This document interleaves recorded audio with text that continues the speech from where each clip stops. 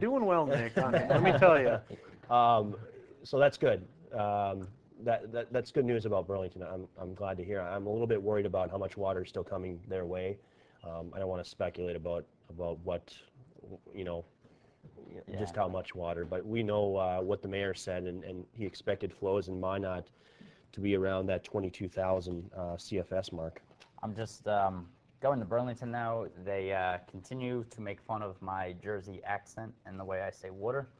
So that is fair. I'll bring fun of my Jersey accent and the way I say water. So that is fair.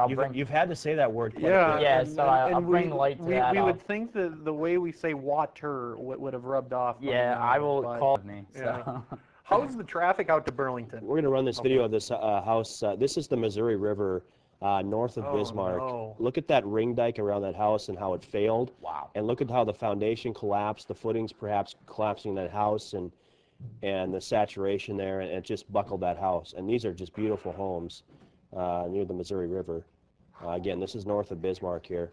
And this is just some, you know, boy, no one's escaping this year, it seems. And then look at the huge ring dikes around some of these homes. And this the amount of energy and it takes just to even pump the water, because I'm sure some of those ring dikes are leaking, and you still got to pump water. Right. And, you know, it's